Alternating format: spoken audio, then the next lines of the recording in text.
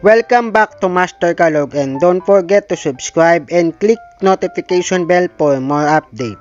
Atin pong balikan ang debate o face-off sa senatorial slate noong nakaraang linggo sa GMA 7 ng Jessica Soho face-off. Ayan po, so atin pong balikan kung ano yung mga pahayag ni Franz Castro at ni Senator Bato. At etong dalawa rin na si Espiritu at Rodriguez. So pakinggan po natin ang kanilang mga pahayag para meron po tayong malaman at meron tayong maging idea kung sino po talaga ang karapat-dapat nating iboto ngayong darating na halalang 2025. Si dating Presidente Duterte at long overdue na ito. Pati yung mga kasapakat niya at nag-utos sa pagpatay sa war on drugs. Libo-libo ang pinapatay ni Duterte pero wala pang napapanagot. Kaya kailangan talaga ng hustisya ng ating mga mamamayan. Sinasabi natin dito na dapat ay yung kaso na ito ay matagal na, pati na rin siguro. Senator De La Rosa? Ang sagot ko dyan is conditional, no? Hybrid. Pwedeng yes, pwedeng no. Yes in the sense na nobody is above the law. Kapag mayroon siyang nagawang kasalanan, kasuhan natin. Pero kung wala naman siyang nagawang kasalanan, huwag mo siyang kasuhan base doon sa kaso ng ibang tao. Because guilt is personal. Huwag po nating ipaangkin kay Pangulong Duterte yung kasalanan ni Ninja Caps. Kaya po, after 3 years na tapos na sa pag-ulo, walang kaso. Meron ho naman kayo ngayong 15 seconds para mag-react po kay Senator De La Rosa. So, mismong siya, si President Duterte, ay umamin na pumatay siya ng tao. Kaya kailangan siyang kasuhan. At ito, sino ba yung nagdisenyo ng mga policy na ito? Siya rin at nag-cause ng pagpatay. Maging si Senator Duterte, Senator Bato ay dapat kasuhan. Ma'am, gigil na gigil kang kasuhan si Pangulong Duterte at ako ng mga kaso na hindi mo kami maliling.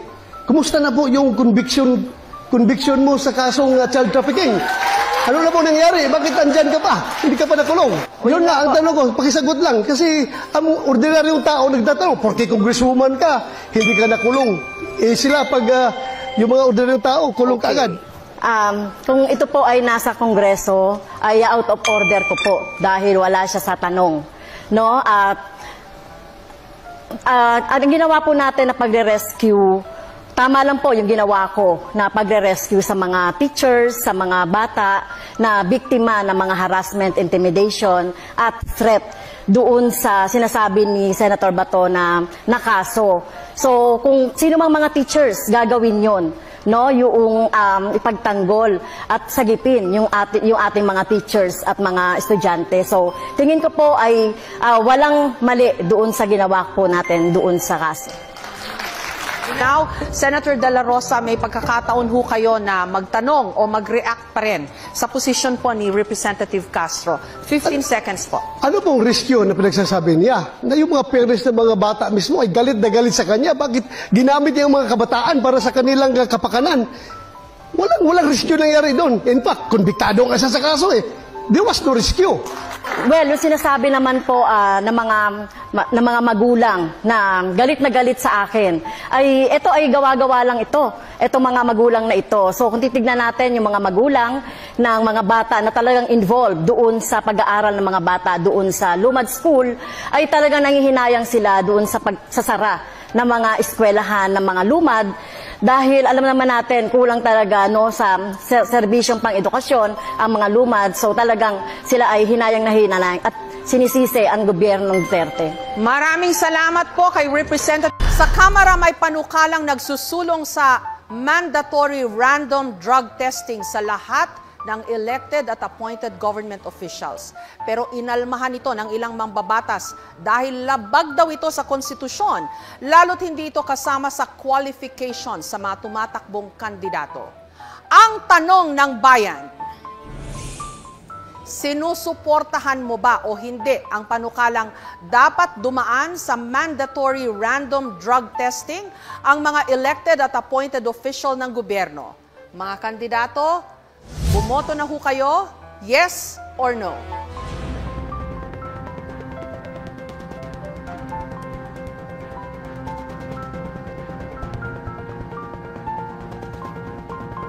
Dalawang abogado naman ang magtatapatan, sina Attorney Vic Rodriguez at Attorney Luke Espiritu.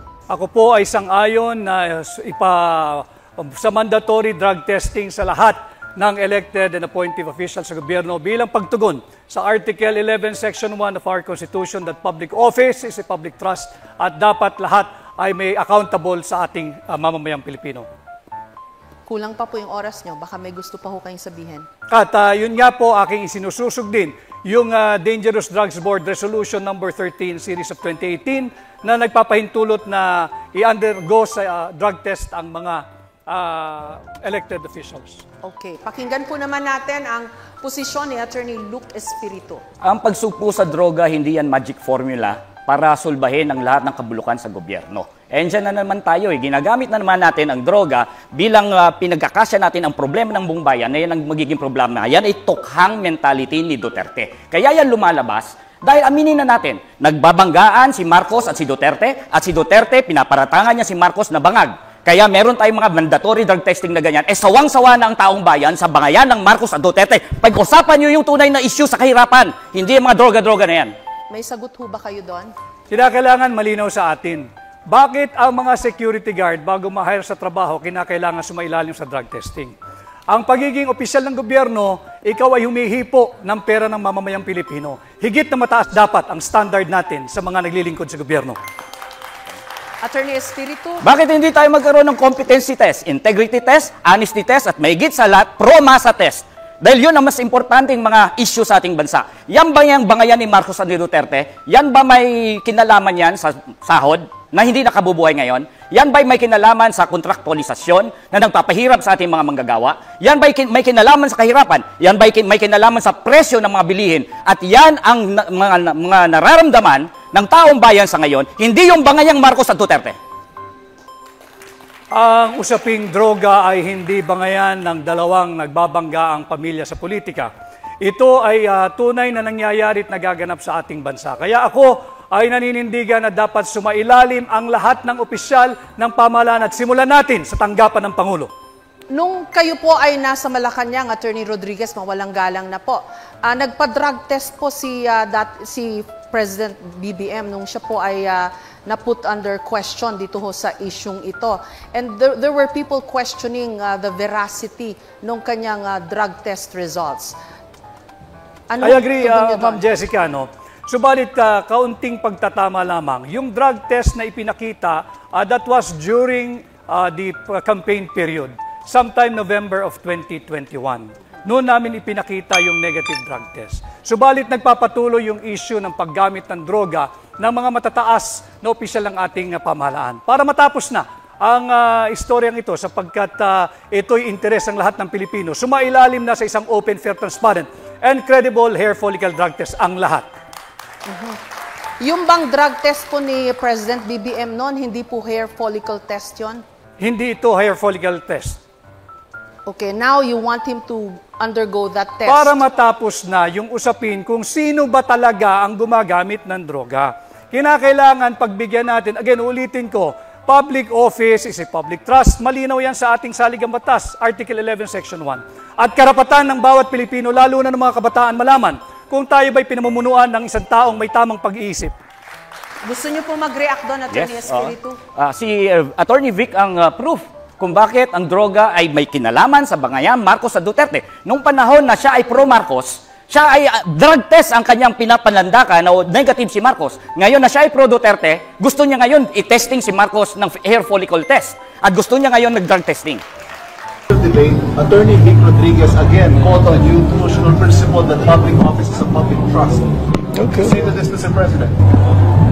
No. No. Why should I do that? That's, what is a public trust, public office, public has nothing to do with the follicle test, please. There's no, wala namang connection ng sinasabi niya. He's always had that weakness every time when he was still working for me. If he believed in what he was saying, why did he work for me? Kaugnay sa usaping ito sa kanilang debate sa senatorial slate face-off, so ano po ang masasabi ninyo sa mga pahayag ng bawat partido? At ano ang inyong magiging opinion dito? I-comment mo lamang po yan. And don't forget to subscribe, like, and share. Thank you for watching.